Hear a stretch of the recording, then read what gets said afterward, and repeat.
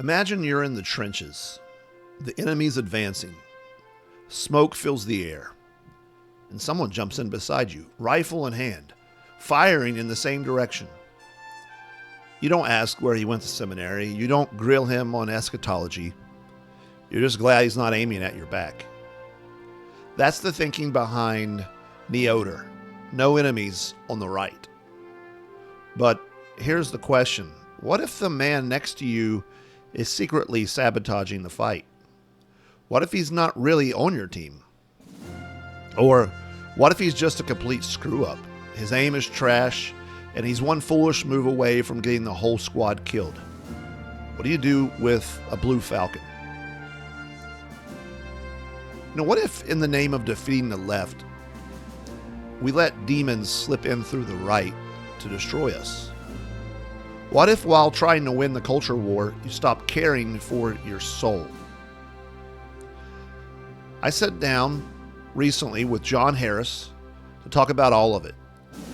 The principle, no enemies, the limits of this principle, and the biblical tension between prudence and purity. Can we lock arms with broken men in a broken world without becoming broken ourselves? Can we fight without forgetting who we're fighting for? This episode is a gut check for us to check ourselves. It's for leaders, for patriots, for Christian men who want to win, but refuse to do so by giving up the very principles they're fighting for. So join me as we build, fight, protect, and lead. This is the Patriarchy. Rise up, O men of God, have done with lesser. Rise up, O men of God, have done with lesser things. Give heart and mind, soul and strength, and serve the King of Kings. Lift high the cross of Christ, tread where his feet have trod. As brothers of the Son of Man, rise up, O men of God.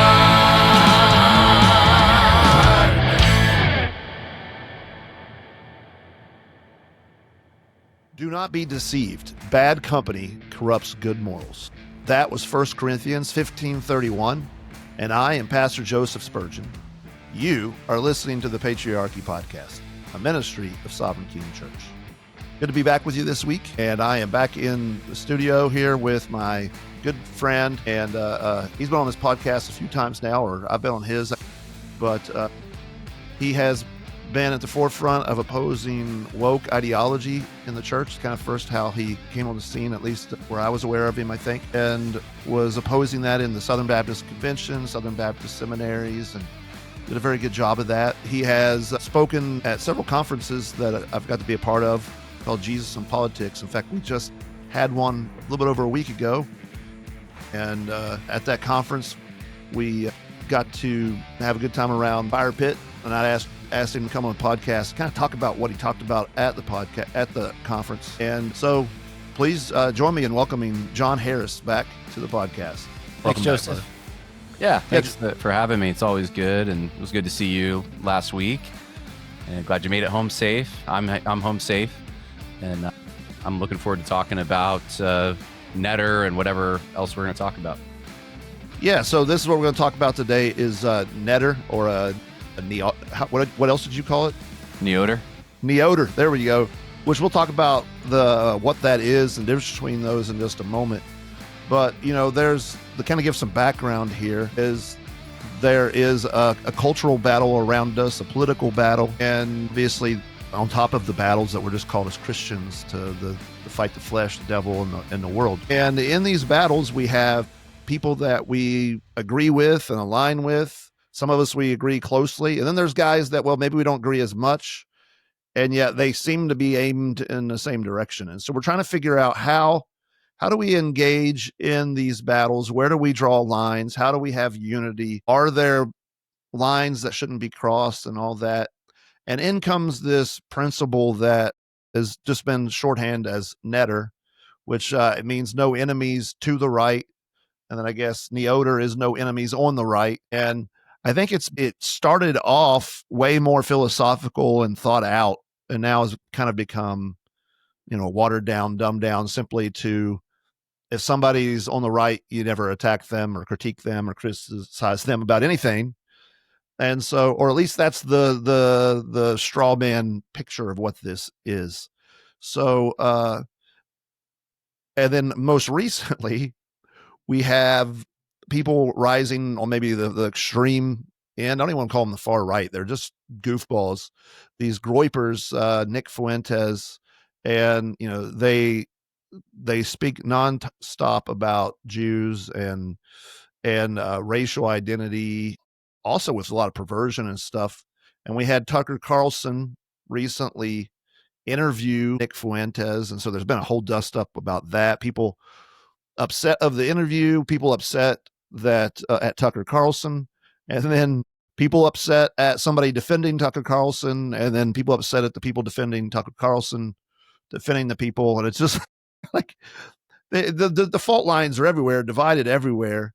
And so I think it's always helpful to know, like, how do we work this out? And so your talk at the conference was Jesus in politics, dealing in the political realm. How do we have unity? How do we know who's on our side and all that? And so you gave a defense of NEOTR. And so tell us what that is. What's the difference between that and NETR? Maybe start first with that. What's the difference between those two? So NETR is no enemies to the right. NEOTR is no enemies on the right.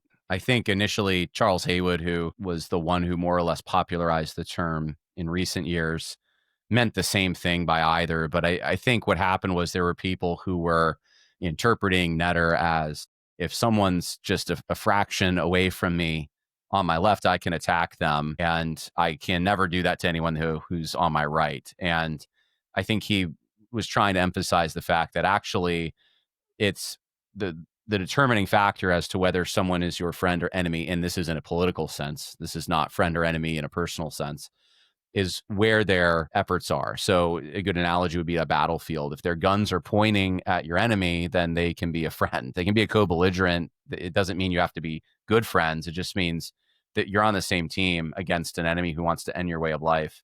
And if their guns are pointed at you, they're an enemy, essentially. And so the right, being a defined group that wants to take over the left, defeat the left, and that your loyalty should be to those who are in the trenches with you in that effort.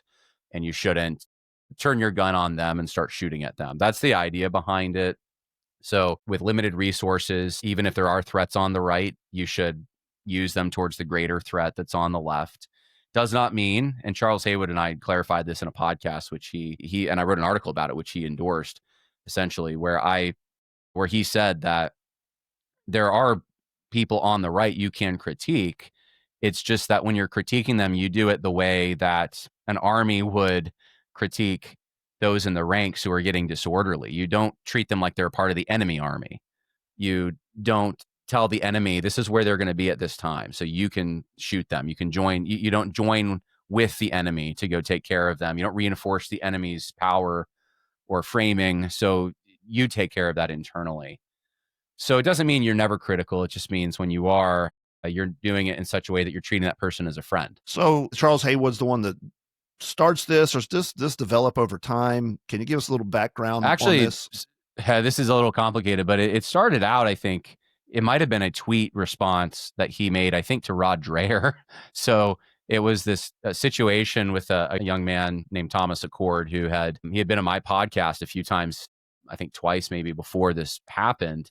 And it was revealed that he had this alt account where it was anonymous and he had been posting some somewhat egregious things. And some of these things, it ranged, right? Anything from stuff that was offensive to some and not others, but not, it could have been humorous, it depends how you took it, to things that I think we would all agree, talking about marriage in inappropriate ways and stuff was wrong. And so so this was revealed. And Charles Haywood didn't know who Thomas was. Not to get into the weeds on this, I made a number of podcasts that are still on my YouTube channel at the time about the situation. Initially, I took Thomas's line because he had said he didn't actually say these things, and then he reversed it. And so it kind of left a bunch of us in a awkward spot of like, did he say it? Did he not say it?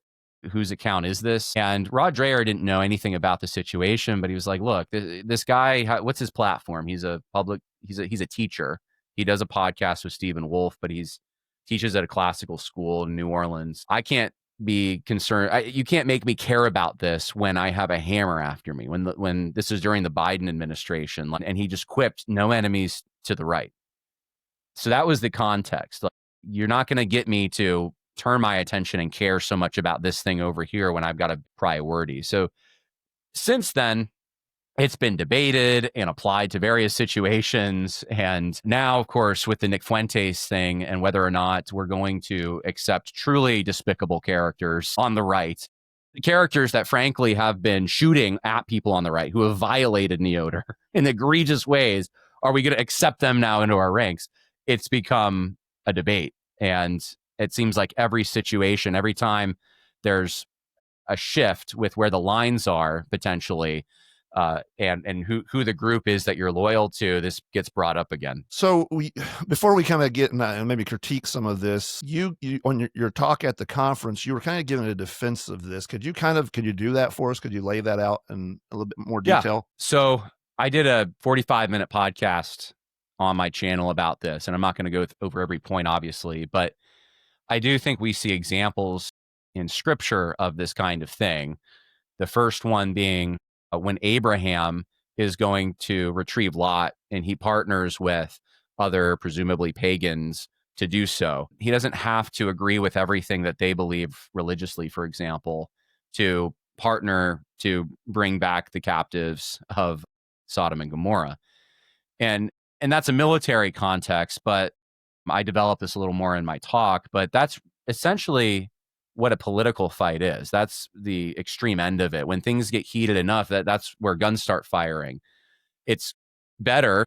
I mean, we would prefer to not have guns, to adjudicate our differences in a political context that's more peaceful. But sometimes when things get so heated and the differences are so stark between two groups, there's an impasse. There's no way to actually compromise. And so that's when you usually have a war.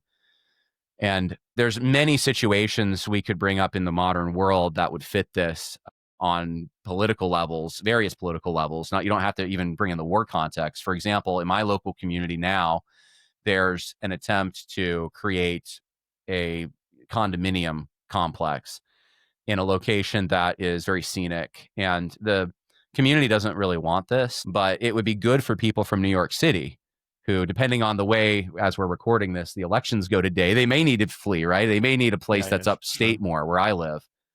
So I could see a Christian land developer even saying that's a good thing, right? I'll lend my efforts to putting this condo development together. And another Christian can say, no, that's not good for my community. It'll make the traffic worse. It'll bring in elements we don't want. It'll raise property values, etc. This is an issue that we could probably agree the morality of it is going to depend, and not that the morality depends, but the your responsibility in the situation depends upon what side of the stadium you're sitting on, essentially, right? Are you a local or are you an outsider?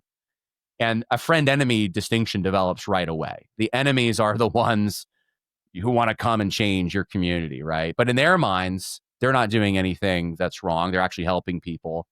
So this is a political fight. And it's permissible in a political fight for me to side with other people. They might be non-Christians. They might have very different views on other social issues. But we're trying to preserve our way of life in our community, right? And I could give you a number of examples like that, where there's a friend and an enemy distinction.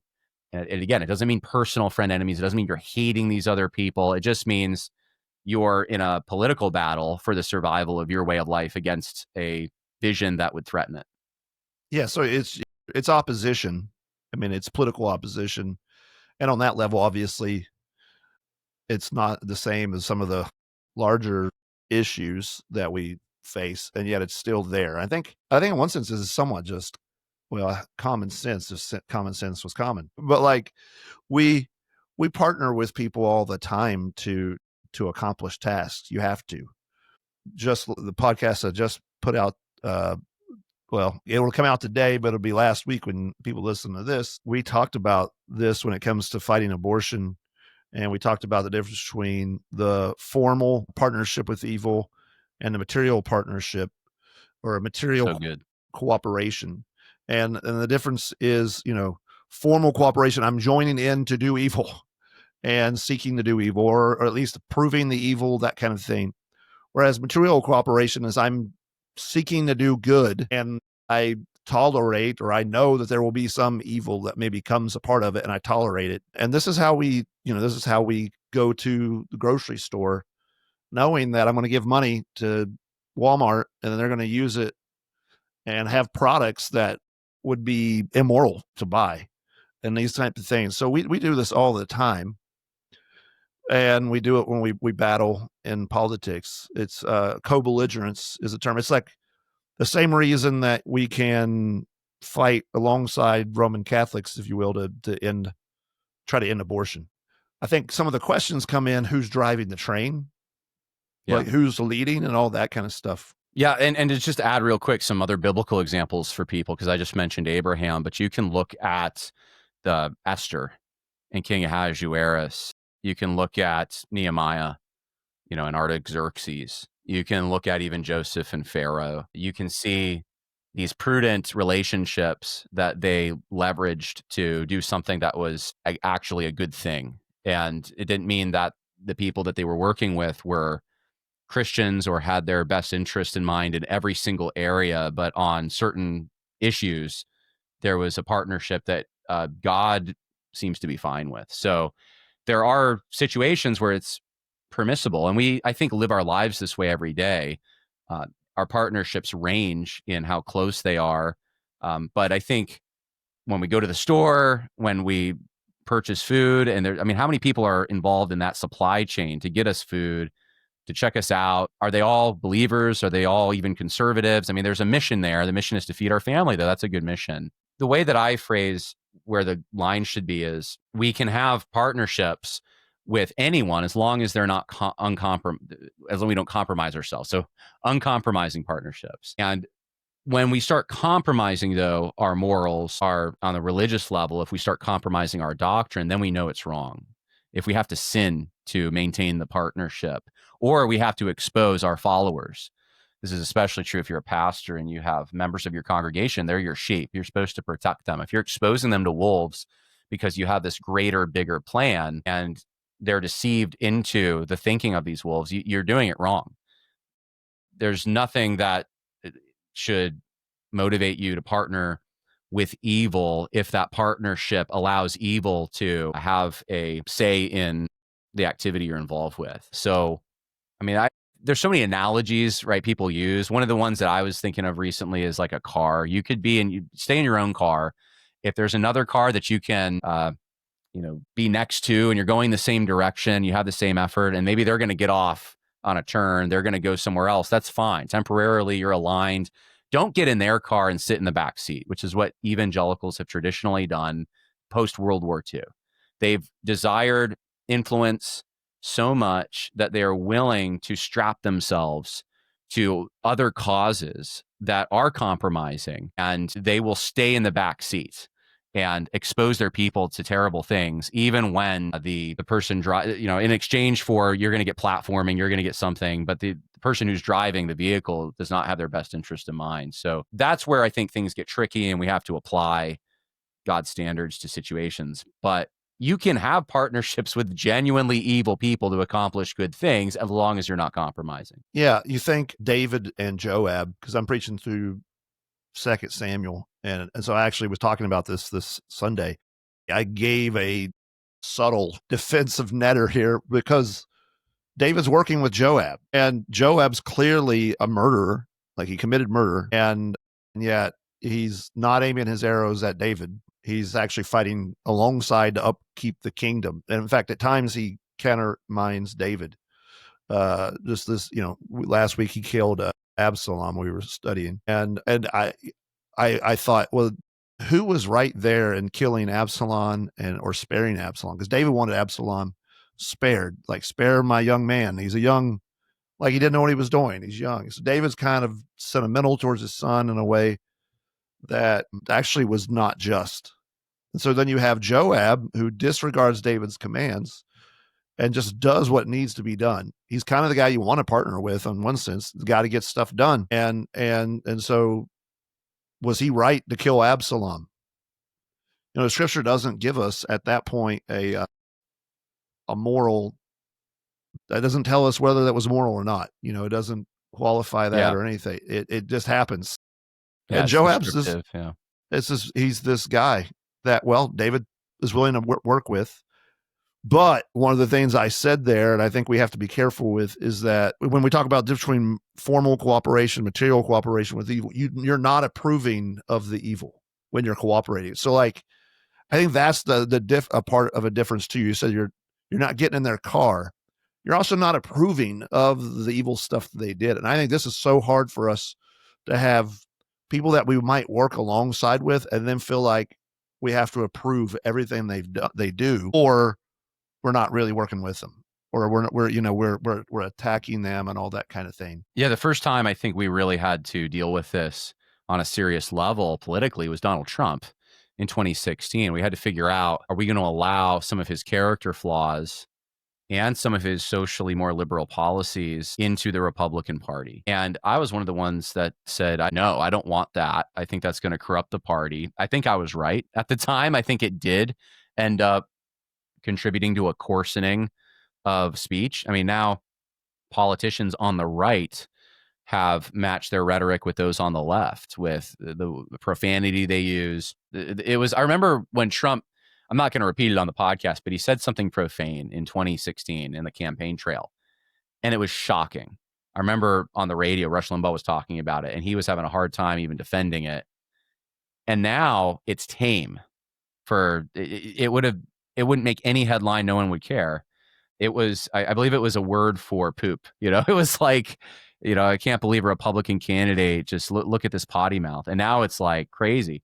Yeah, so F-bombs now. Yeah. Oh yeah. And it doesn't even faze anyone. That was one of the concerns. I remember, we could go on a whole trip down memory lane, but I'll just pick one out of the hat. He was for the transgender restroom issue. Trump was on the wrong side of that initially.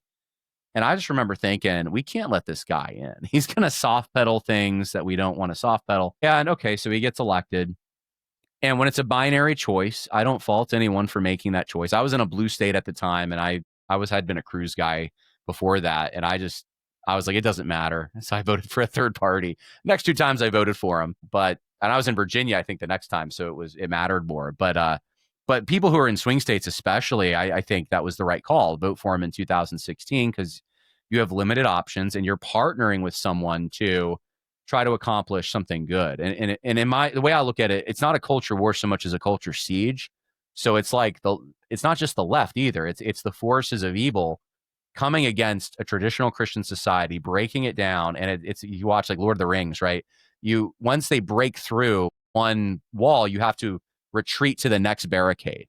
And that's what Trump was in my mind. It's like we ended up retreating from standards of decency to make sure that we continued as a country. So we're going to take a stand at this barricade. And we've been doing that. We've had moments of doing that ever since. There's been multiple times where it's like, are we going to retreat again? And sometimes for political reasons, you have to partner with people. But I never do so in a way where you're justifying their sin or justifying the loosening of those right, good moral standards. That's how I look at it. Yeah, so I think that leads to maybe the critique of this Netter thing is that, the critique is maybe several critiques, but one is that, by working along with Donald Trump, for example, you don't get to parse out the good and the bad. You get it all. And because of that, and I opened with the verse, bad company corrupts good morals. Like how do we work alongside people on a political level or a cultural war level, but not get corrupted? Like, how do we do this? Or is the Netter thing just inherently corrupting?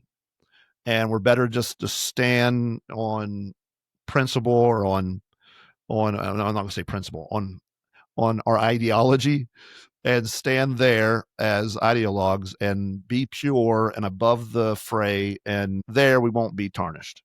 Like, is that better? Is that what we should do? Or how do you, because it seems that's the option. It's like, don't do netter.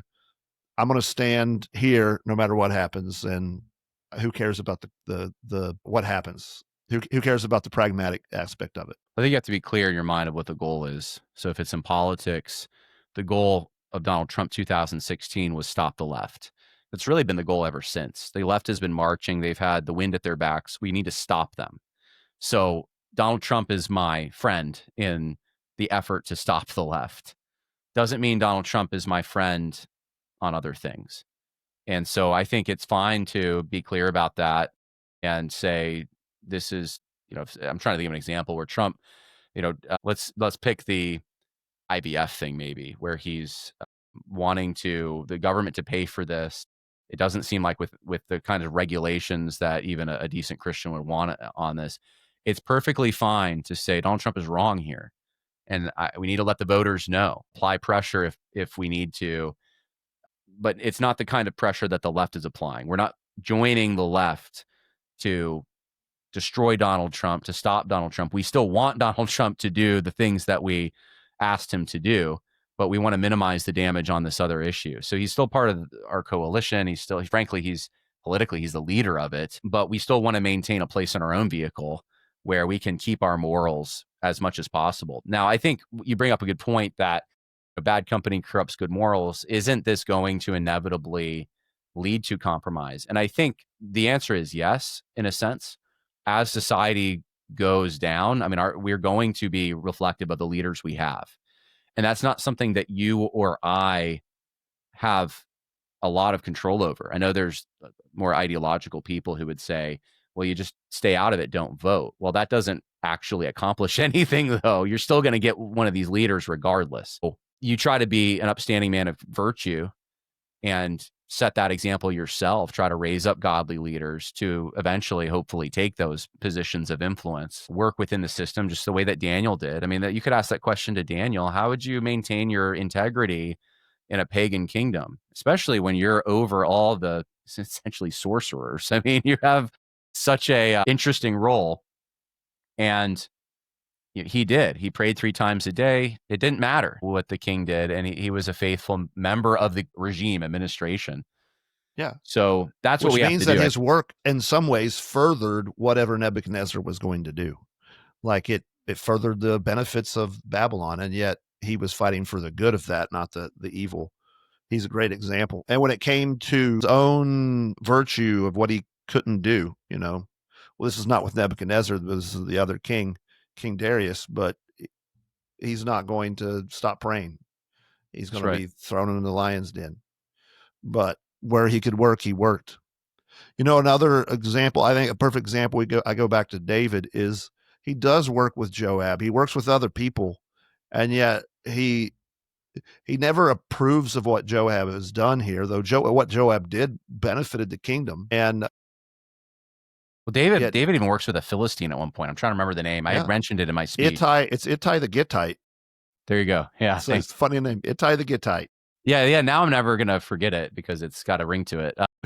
Yeah. But yeah, David essentially works with him when the enemy is Saul. So these things are... Sorry. Okay, that was a different guy. So Ittai the Gittite becomes David's bodyguard.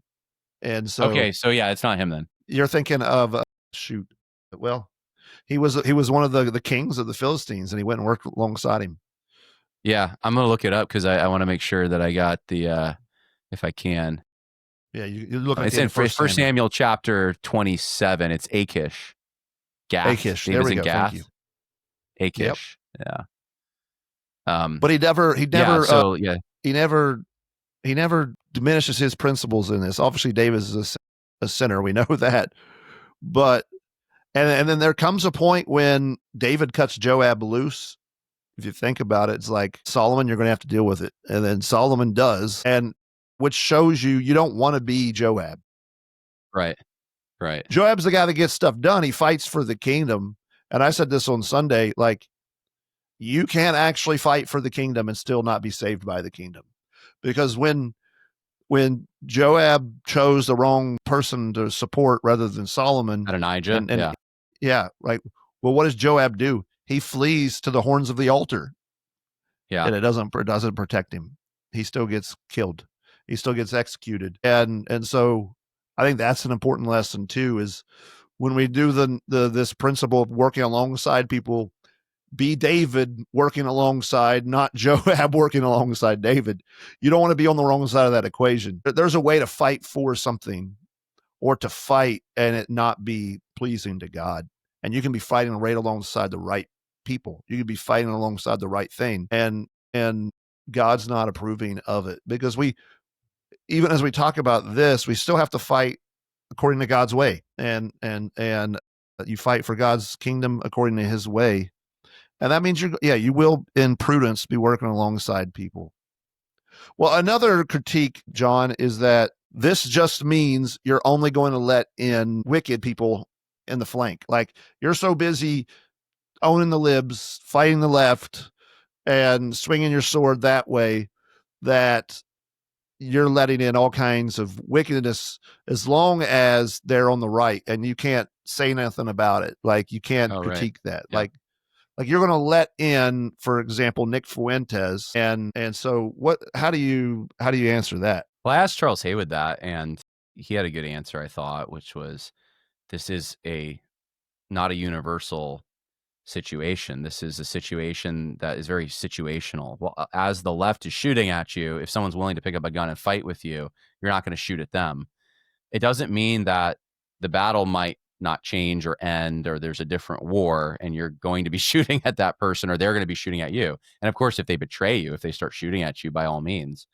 So it doesn't mean that you're endorsing their morality or you can't correct them. It just means you're not trying to crush them using the left's hammer. And it's a situation, Haywood said, it only exists when the left has control of the institutions. So it's a recognizing, first of all, that I use a prison camp analogy. We live under the thumb, under the gaze of the left. And we need to work together. If you've seen like the movie, The Great Escape, we need to all work together to try to get out of here.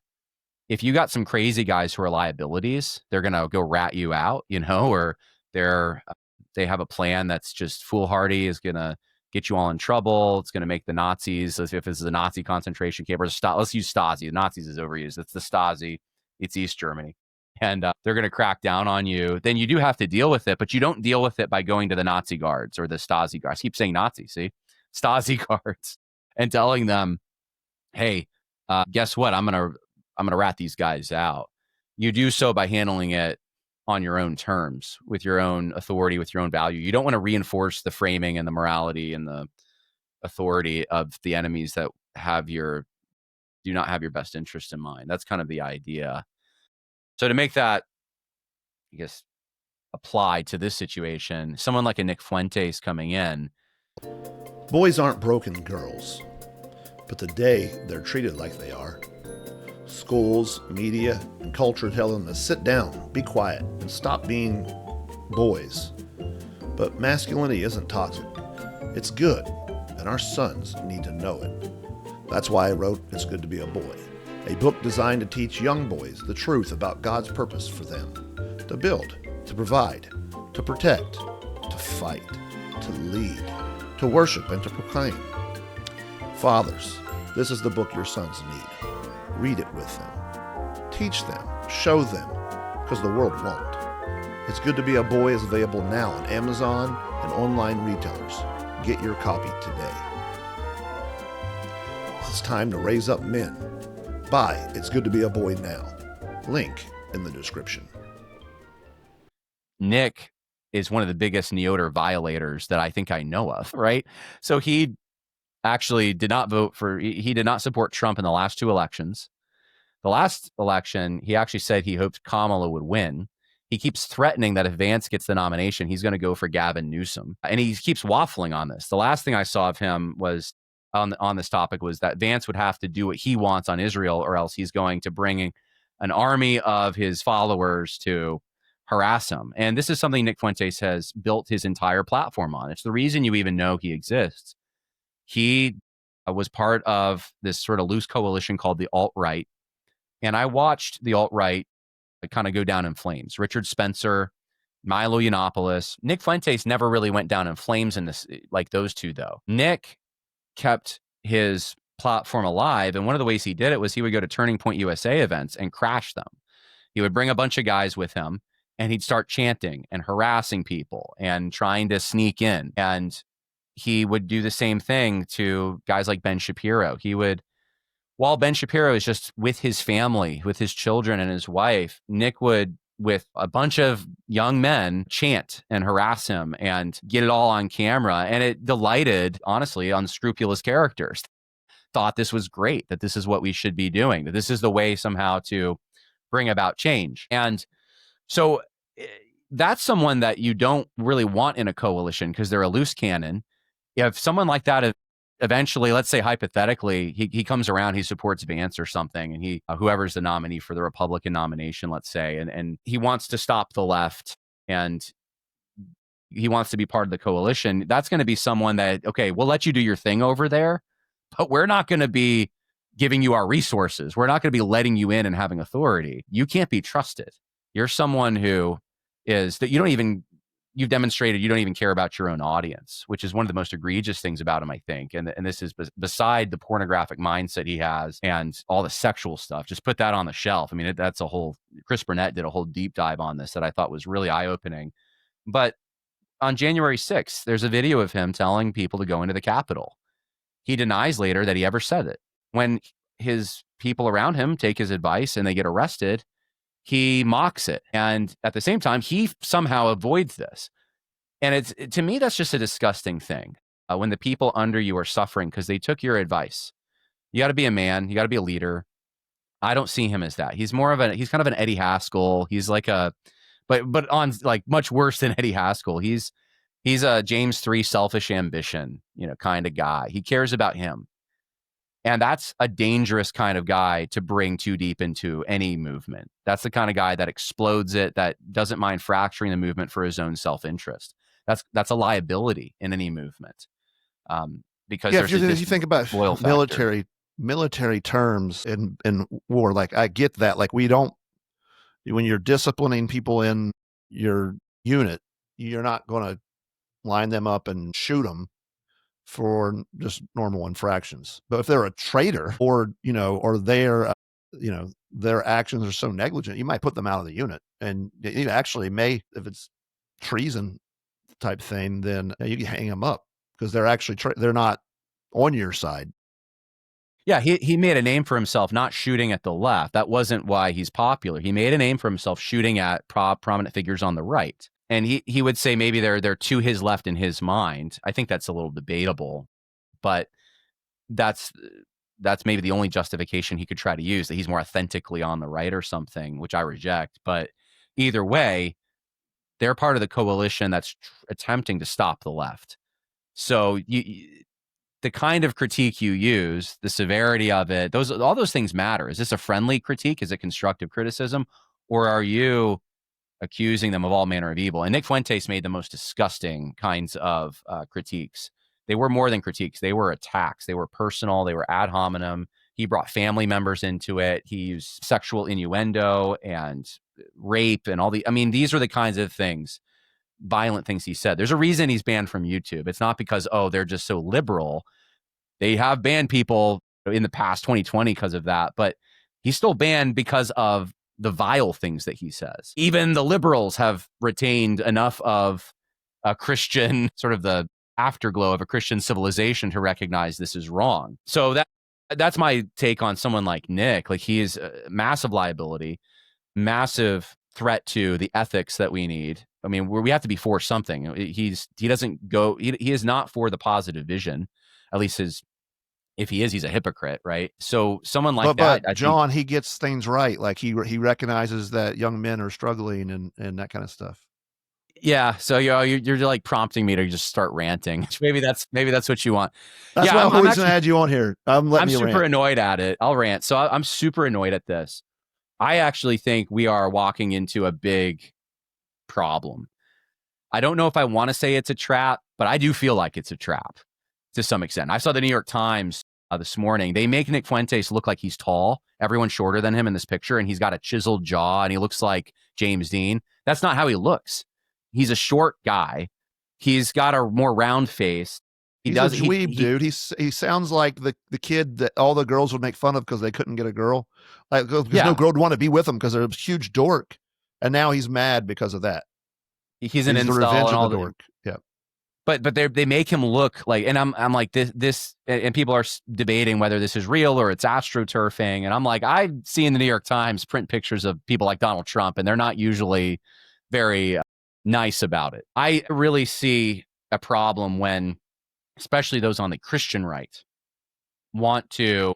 I see two things happening simultaneously. They want to say that many of them, I'm not saying all of them, but many of them want to say that Nick is channeling the concerns of younger men who are rightfully upset because they are victims of the gynocracy and the current state of things. And it's a failure of the church and pastors and Christian leaders that Nick even exists. If they would have said something, we wouldn't have a Nick. So that's an assumption that I see out there. I don't think that's right at all, because it assumes that all these men are all, they have the good hearts and they're there for the right reasons. It's not like they're attracted to Nick's terrible views or his terrible speech. They're just there because they're victims and they want someone to carry their concerns, and no one's doing it. That's kind of the assumption.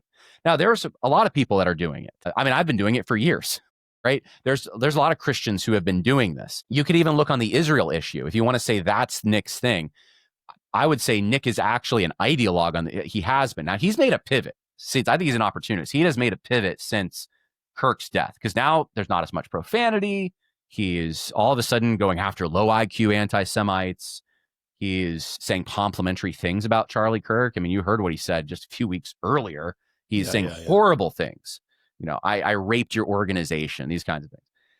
So Nick is changing his tune on a number of things. He would never hate anyone. He's always condemned violence. He's saying all these things that people should be calling him out on because they're not true. And so this sort of whitewashed version that he's projecting of himself now is the version I think some people want to be true. Even that one I don't like at all. But it's a improvement over his track record, which has been horrific. He has attracted people through rage baiting and vileness, and on the Israel question, he has been an ideologue. He says things like all wars, right? No exceptions. Universal statement. All wars are started by Jews, right? I mean, it's things like that he says. He's not measured on these things. He's not balanced. There's plenty of people who have criticized Israel over the years. Pat Buchanan, Ron Paul. You can say, well, these guys, they got the shaft. Who's the senator in Kentucky right now that criticizes Israel? I don't remember his name Thomas now. Massey? Thomas Massey, right. Even JD Vance is saying when it's in our interest, we should support them. When it's not, we shouldn't. And it's not good enough, right? I think a lot of this is an ideological thing too. It's like the Israel question becomes the only important thing. The Jewish power question becomes the only important thing. And those are separate things, but Nick fuses them. He's careless sometimes in the way he even talks about these issues. I remember he was saying something earlier in the year about the Israel intentionally starving Gazans. And, I went and I looked it up, and I was just, the mainstream media presents it that way. You read enough articles and you say, okay, this is a complicated situation. That would be a nightmare diplomatically for Israel to do that. There's 2 ports of entry. They're trying to keep Hamas from getting the food. The UN is stalling. There's all these issues that contribute to the situation that was happening. But Nick just goes out there and carelessly throws things out like this. And so he's not even good on that issue, elevates that issue to such a point that he's willing to blow up the Republican Party, which sits on a razor's edge over it. And it's a liability. If we don't solve immigration, we don't have a country. We are not there yet. We need more time. If you blow up the coalition and we lose the White House because of a secondary matter like this, then I'm sorry, that's a massive liability. And so I know I'm going on this rant, but I'm seeing Christians on the right say he's somehow unique, and everyone else who's on the right, and Christians in particular, are not addressing these issues. So you basically need to shut up and listen. You just, right? It sounds like 2020. Like there's this oppressed class. You don't understand them. You need to just listen. Nick is the one. You don't get to choose the people who are going to represent them. You need Black Lives Matter to do it or something. And then at the same time, I'm seeing this narrative that says, well, you can't ignore him. You can't isolate him. You have to give him a platform. You have to go out. You have to address his ideas. But if you do it, then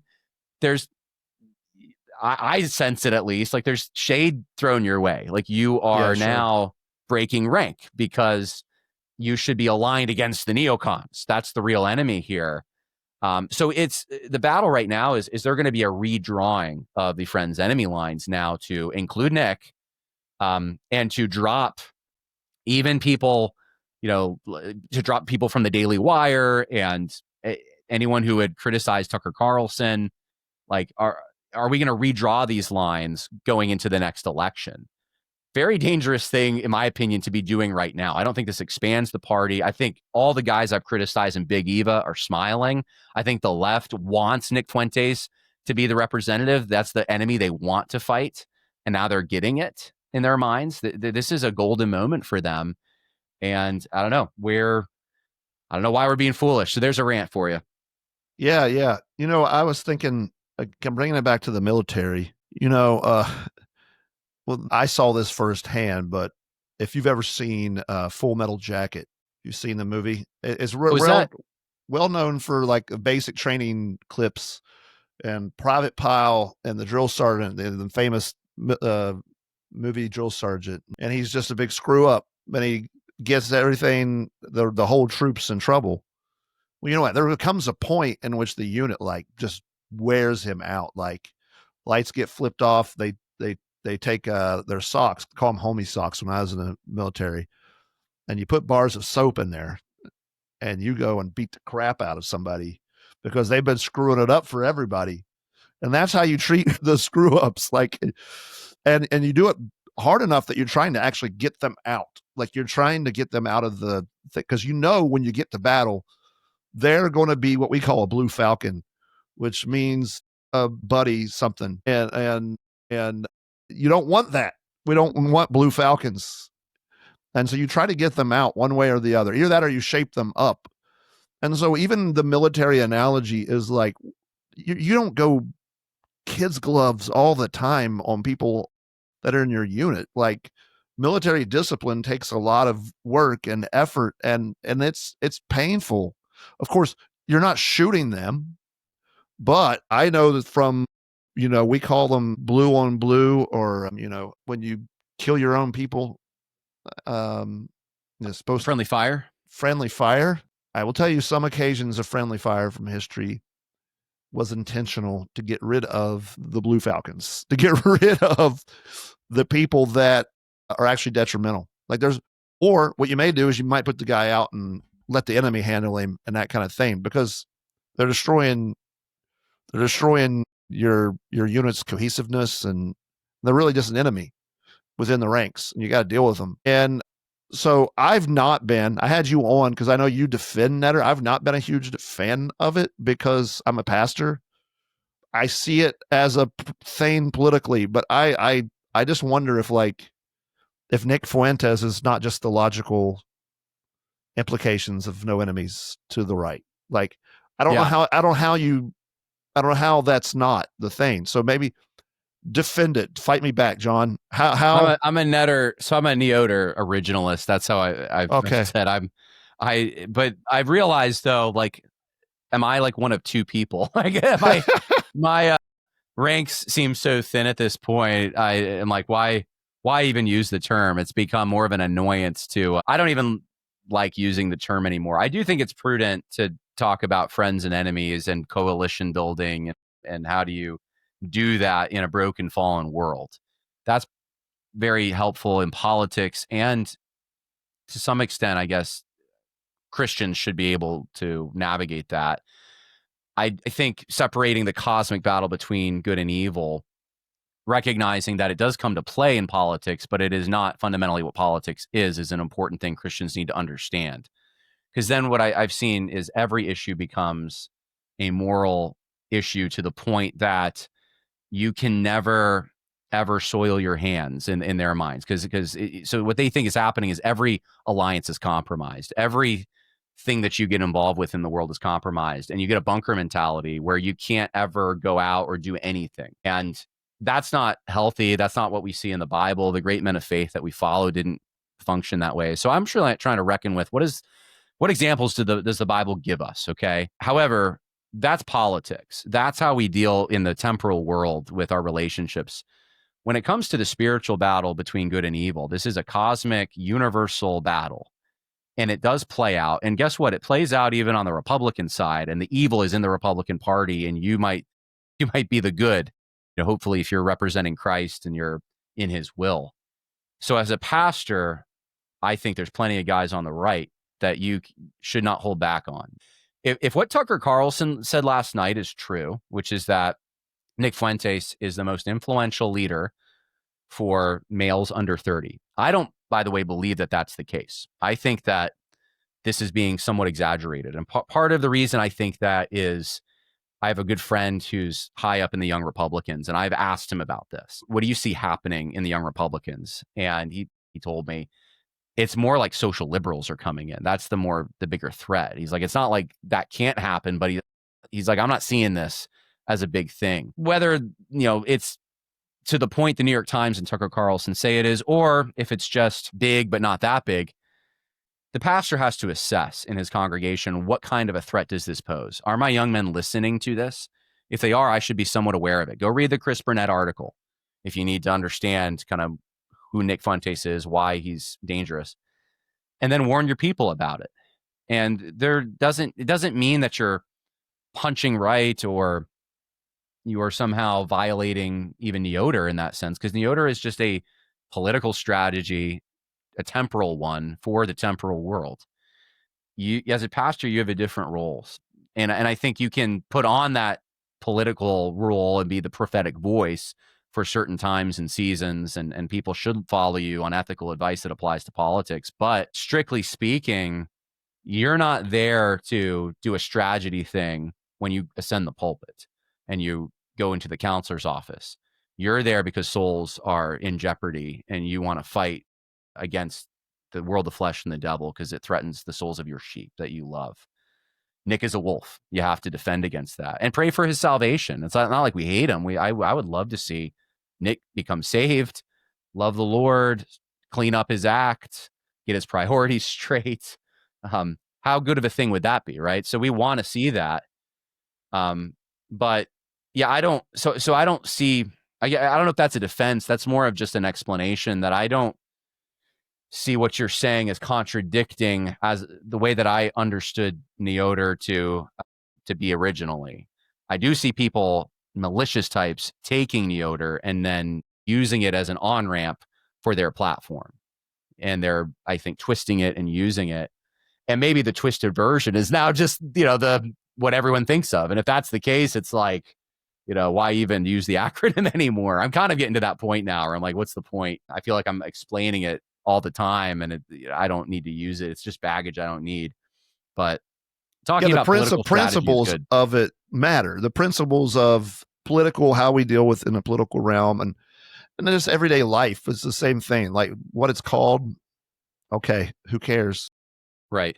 And obviously it has a limited function because the way I see it, NEOTR has become like, in some sense, an all of life encompassing thing, which it was never meant to be. Like, so like if you universally, if you disagree with somebody and you make it public and they were conservative, well, now you've violated that. And that means now you're the enemy. Friend enemy distinctions changed. Now you're the enemy. And it doesn't matter, like you're free game and you can go at you like an enemy. And, I've been on the receiving end of that on sometimes, and I think you have too. It's just interesting that when they do that, though, they're also criticizing someone on the right. That's the thing that I've always thought was odd about it is if the idea is we're going after the left and then some people are building their platforms literally on going after other conservatives while screaming NEOTR if someone returns the favor, like that's just an immature, that's not a way of handling it. It's not even strategic. It's stupid. That's the only word for it. It's just stupid. I think of myself as to the right of the neo-Nazi types for sure. I mean, I would have been more with the Bavarian Catholics probably in Germany at that time. They were to the right of Hitler. They were defending a more religiously centered, now I'm not a Catholic, but they were defending a way of life that had developed over generations that they thought Hitler was threatening, which he was. Richard Weaver wrote this essay in the 90s about how the American South was the most resistant region in the whole country to fascism. And if you go back, it's funny enough, if you go look at some of these neo-Nazi figures from American history or the big rallies, for example, in like Central Park, it's in the North, it's in Chicago, it's in major cities generally, but it's not in the South. That was not welcomed in the South. And the question was, and Richard Weaver brings this up, he's like, it doesn't match the conservative, hierarchical, traditional, religiously centered way of life. It's too ideologically driven, it's modern, it's authoritarian, it's kind of one size fits all. It doesn't take into account these local distinctions. It takes even things like racial distinctions and makes them more abstract and less related to the experience of life. And so this is not something conservatives have pretty much universally denounced on some level or separated themselves from Nazism if they felt they needed to do it. Now, a lot of them did not feel like they needed to do it. It wasn't a major threat or anything, but you'll find everyone from Richard Weaver to Russell Kirk to Pat Buchanan to, even I was reading Sam Francis the other day. This will make some people mad but if you read Sam Francis enough on Nazi stuff, even he says, he's talking about Carl Schmitt in this one article, and he says basically like, yeah, well, Carl Schmitt's association does raise questions kind of thing.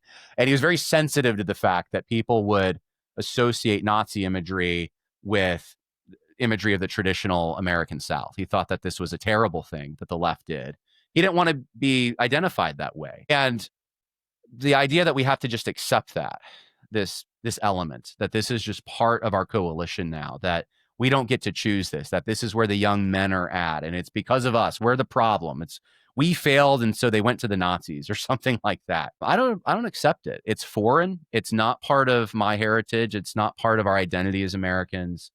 It's not the positive goal that we're shooting for. It contradicts it. There's severe moral problems, I believe, with it, especially in the way that you see people like Nick Fuentes talking about Jews and the Holocaust and killing Jews. And I mean, it's kind of disgusting. And it's not, I think people right now are treating this like, oh, he criticized Israel, so everyone's piling on.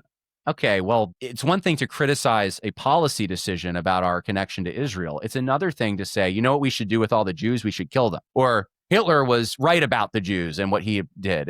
Well, he didn't kill them all, but they deserved it. That's usually the thing, right? Right. Yeah, he didn't do it right. Yeah, and I think there's actually a clip of Nick saying that, where he's saying that all the Holocaust didn't happen, but Hitler was right about the Jews, something like that. And it's like, well, that's a little different than criticizing a Middle Eastern policy.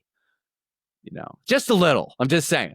Yeah. Well, let me come at one more thing about this Netter thing and another principle, which I do agree with, which is we don't attack our friends using the ammunition or the weapons of our enemies.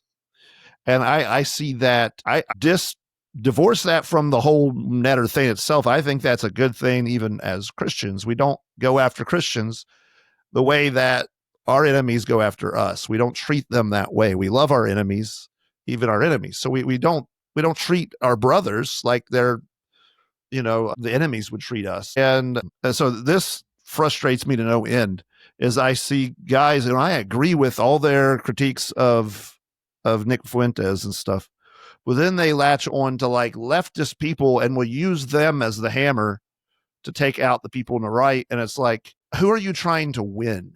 Because if you're trying to win the guys who might be tempted to Nick Fuentes, they're not going to take Russell Moore's word for it. You know what I mean?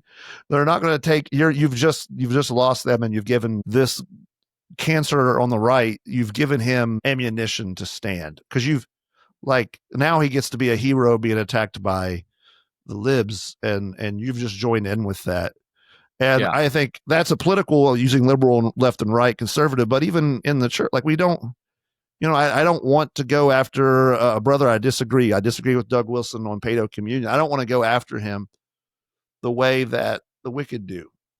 I go after him, even though I disagree, and it's a strong disagreement. I think he's out to lunch there, but he's a brother in the faith. And so talk about that for a little bit. What would you say about that? Well, I said this in my speech last week.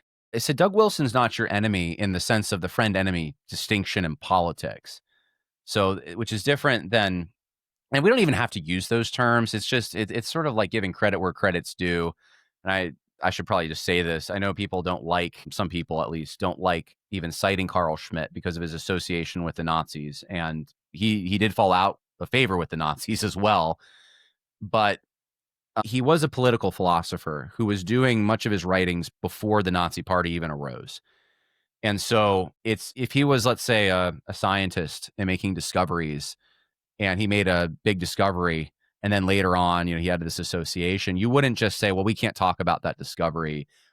With the friends, enemies things, it's really more, Carl Schmitt was unique in this sense. I do think others have talked about it. To be honest with you, I do think John C. Calhoun even touched on some of this, and he has a different way of approaching it. But okay, Carl Schmitt is a political philosopher, and he's making observations. So it's not an endorsement of everything he's ever said or done. I feel like I need to get that out of the way because I've seen pushback on that. But he coined the term, or the idea of friends and enemies. He was the one that at least popularized it and fleshed it out. And you don't have to use that term, but if you want to just say opponents and defendants, or I don't know what a better term is, your positive vision versus a threatening vision. Doug Wilson's not a threatening vision to your way of life. Doug Wilson may have theological differences with you, but I have heard people use the political friend-enemy distinction and apply it to Doug Wilson to say he is now on the other side. So he's fair game. That's what that means. He is now fair game. I'm pretty sure that there's a lot of people now, even on the quote-unquote Christian right, who think that I'm in the enemy camp now. I'm fair game. You can go after me. You can go after my family. Totally fine. But the issue still stands. Like, Doug's not trying to end your way of life.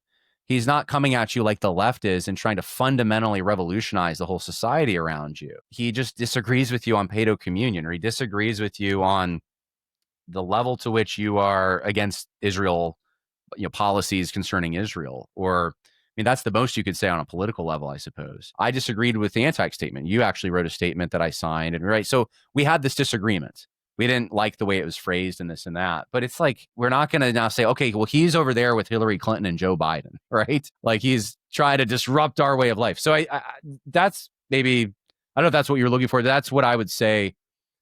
Well, that's on a political level. I was thinking even religiously, like, okay, yeah, I think paedo communion is dangerous in a sense, but I don't think he's outside the kingdom, so I'm not going to treat him like somebody outside the kingdom. That's the kind of thing. I'm not going we have to love our brothers. That's yeah. And I'm not going to use the weapons. Like, I'm not going to take a New York Times. I'm not going to go to the New York Times to write my article for why I'm opposed to paedo communion. Right? I'm not going to use some effeminate transgender priest from who's certainly like an enemy to the gospel and share articles from them to take out Doug Wilson. Yeah, neither am I going to go on Nick Fuentes' podcast, if that was an option to take out Doug Wilson, right? I'm not. Yeah. I can say this on my own 2 feet with my own authority and standing on what I believe the Word of God teaches. I don't need to go to people that genuinely want to put both of us in prison to say, get him first, Yeah. Which is what Russell Moore essentially is doing. Now, at this point, though, I don't know. Russell Moore is, I think, he's integrated himself into that class and wants to be part of it. He's never going to be threatened with prison. He'll adjust himself to whatever their standards are. But initially, when he started doing those critiques, it was like, they hate both of us. Why are you talking about other brothers from the pages of their volume? And I think that's very fair. We don't seek to embarrass our brothers if we have a brother in Christ who's doing something genuinely evil and has publicly done it and it's caused damage, you can oppose them to their face like Paul did. But even in that situation, what did he do with Peter? He went to him, opposed him to his face, stood like a man. He wasn't going to the Roman guards in the area and saying, you know what Peter did? You better go take care of him, which is what eventually Paul obviously did. He was in jeopardy of that from the Romans, but I think that's the difference. And that's what the Jews did to Jesus, right? What was their accusation? He's trying to usurp the authority of Caesar. They tried to use the hammer of those in charge to take Jesus out in a malicious way. Well, Man, this has been an interesting conversation. We've been kind of all over the map. Let's bring it in for a landing here. And how do we apply this? Is it applicable? I still have, I have agreements with what you've said as far as like, I see the political strategy. I still like see the warning of like, I don't want to be Joab. I don't want to be the guy that's just fighting for the kingdom and then misses it. But I also don't want to be the ideologue that like, I'm so pure because I don't engage with anybody, or like everybody's, it's just me and I'm hacking away at every person there is all around me and claiming my purity regarding it. I don't want to do that either. But so this is how I'd end it and cap it. Yeah. Whenever a conflict arises, ask yourself, is this the universal battle between good and evil? Is this a spiritual thing, or is this a temporal thing? And maybe it has a spiritual component, but what's the objective is the main question. And I think when it's a spiritual objective, when it's something that's a clear-cut battle between good and evil, there is no compromise with evil. There's never any compromise with evil, but you know what I'm saying? Like if the devil comes to you and says, hey, give me your soul and I'll help you win, that's always a bad deal. The devil's always getting what he wants out of that deal. So there is no partnership between the children of light and the children of darkness. There can never be that. So you don't compromise with sin. You don't join in sin. You don't expose people to sinful things that they can't handle. You make sure that those lines are very clear. And so a good example would be Glenn Beck. If we can take him for a moment as a Mormon, I can't pray with Glenn Beck and give the impression he's a Christian and say, we're going to have a Christian prayer meeting. There was a ceremony a few years ago where there was a rededication of the United States to God, supposedly. And Glenn Beck was there with a bunch of Christians and they all did it together. That is a compromise. You are partnering with the kingdom of darkness at that point. You're validating Mormonism, a pagan, evil system, frankly, that distorts the gospel and sends people to hell. Now, that sounds harsh to some, but that's the truth, spiritually speaking. Could I stand with Glenn Beck, though, at an abortion mill, and we're both saying the same thing? Absolutely, I could. Is that a spiritual battle, too? It has a component, and maybe my motive is more spiritual, but there's also a very tangible temporal goal here that we're trying to end the physical killing of children, and he's on board with it. I'm on board with it. We can partner on that. I think that's the difference between the two. It's keeping your virtue. We can't sell out the virtues and the qualities that God gives us to be. We have to, our allegiance is to Jesus, and we have to be loyal to him and do things his way. And that requires wisdom in doing all these things. And so, I don't know, we can throw the baby out with the bathwater then on NEOTR completely. I think you've made a good case for a limited thing for it. But, well, Jon, I appreciate you coming on the podcast. Glad you got to rant a little bit. That was fun. Thanks, Joseph. I appreciate it. But it wasn't just I think you're right. I think we have to take stock of what's going on around us, and man, we can't just give things over to wicked people. If I could say one last thing about Nick, what's happening right now, and maybe this will change. It seems to me like there are members of the Christian right who want to justify what he says, minimize it, make it like it's not a big deal. Other things are worse, right? But the left does this. It's perfectly fine to just say nothing. If you don't have to even engage in this, if it's not a problem, but in your church or in your sphere. But if you're going to say something, it's perfectly fine to just say, yeah, that's wrong. Like, just admit it. You don't have to defend everything anyone says because they're quote unquote on your side. I don't even buy that he is, but let's assume you can just say that someone's character flaws are actually flaws. Call a spade, and then you can say that, but your flaws are worse and I need to oppose you. That's fine to do, right?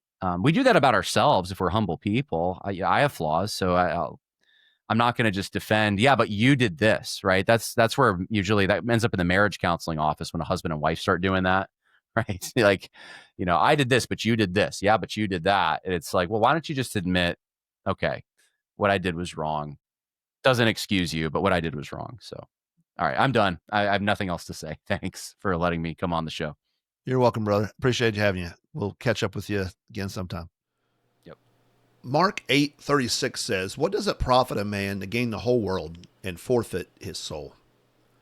Brothers, there's a way to fight for the kingdom and miss the kingdom entirely. There's a way to wield the sword, to win the argument, to meme the libs into the ground, and yet stand before Christ one day bankrupt and ashamed. Don't think just because you're aiming in the right direction that your heart is right with God. He sees deeper. Joab's life is a warning to every strong man. Joab was a fighter, a general. I mean, a badass. And he was loyal up to a point. When David needed someone to fight, Joab was there to take over Jerusalem. When David's son tried to overthrow David, Joab was there and killed him. And when David wept like a weak man over the death of his son, Joab rebuked him. And he was right. Joab said what needed to be said and did what needed to be done. But Joab was also a murderer. He killed Abner in cold blood, merely out of revenge. And maybe we could justify that as he was the avenger of blood in that time. But he also killed Amasa, and that was merely out of jealousy. And when it came time to choose the next king, Joab sided with the wrong son, Adonijah, not Solomon. He went against David one too many times. And when judgment came, Joab ran to the temple and grabbed the horns of the altar. But it was too late. His hands were full of blood, and God was not mocked. He died at the edge of the sword in the house of God. Because it wasn't just that Joab fought. It was how he fought and what kind of man he had become. And so I say this to young men especially. You can fight hard, speak boldly, expose evil, and you should. But you can do all that and still have a heart full of rot. If your heart is full of rot, it will come out. It'll come out of your mouth, out of your actions, out of your influence. That's why I oppose someone like Nick Fuentes. It's not merely because he mocks and trolls. Mockery, when wielded rightly, is a weapon of the righteous. Elijah mocked the prophets of Baal. The prophets mocked idolatry. But Fuentes doesn't just mock, and he certainly doesn't seem to mock from a holy place.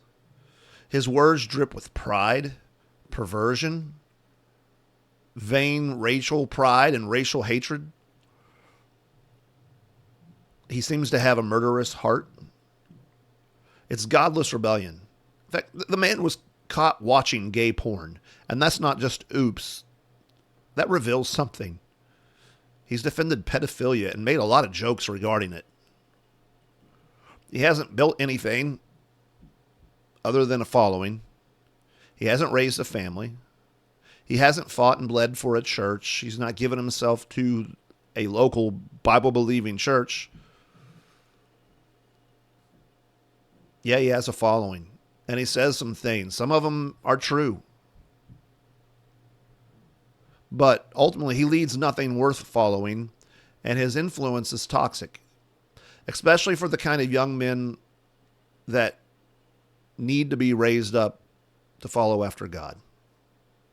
We don't need movements built merely on resentment, pride, and filth. We don't need people who do not fear God, who mock purity, and then turn all their guns, not necessarily on the left, but on anyone to the right who seems to be doing anything. It's just bitterness. It's not alpha behavior, it's gamma behavior. It's co-belligerence is one thing. Discipleship is another. I'll be glad to stand in the civil sphere if someone wants to vote to end abortion or protect children from LGBT grooming, who want to see our politicians actually put America first. I agree with all of that. And I've stood at times. I've done that with Catholics, Mormons, even pagans at times. But I'm a pastor, and I don't think we should be promoting men who poison souls. There are a lot of people out there who are grifters, who can say things that make you feel good, that seem to get you. Coming back to the story of David, David's own son Absalom used to sit out in the city gates, and everybody that would come with a case, he would all say, "Oh yeah, your case is right and just." He was right to be able to point out their frustrations. And then he would say, if somebody would make me king, then people would get justice. But there's no justice to be found with the king that God had established. There are a lot of people that can do that. They can side with your frustrations. They can point them out, maybe better than you can. And then they could even win your heart and your loyalty. They're just one of you, acting like just one of you. But really, they're just trying to take over a throne that don't belong to them. And it's ultimately not good for your soul. The scripture tells us not to be with those who are quick to make the change, to go with revolutionaries, merely reactionaries. You know, one time when Jesus was leaving a town, his disciples wanted to call down fire and destroy that. And Jesus said, "You don't know what spirit you're of." It's easy to critique and tear down, but we need to build up men. The right doesn't need more internet edgelords addicted to rage and lust. It needs righteous men, virtuous, courageous, disciplined, filled with the Holy Spirit. Need men who build households, shepherd churches, raise arrows for the next generation, and then live and fight and die well. You want to rebuild Christendom? Then start with your soul. Build virtue, fight sin, protect your mind from filth, lead with holiness. You know, the future doesn't belong to Groypers. It belongs to the faithful. Be faithful. Fight. Fight the good fight. Fight it God's way. Now, if you appreciated this podcast, you found it helpful, please like and share. Let's get the message out and be actually encouraging young men to do what's right. I have a great heart to encourage men. That's the whole reason this podcast exists. This is why Sovereign King Church supports this podcast. It financially provides the equipment and all that stuff, because we want to see young men grow in the faith. We want to care for your all of your life, what happens in this world, but also your soul. So do me a favor, like and share. It helps get this out there. And then get out there and do the things that you know that are good. So brothers, until next time, build, fight, protect, and lead. This is the Patriarchy.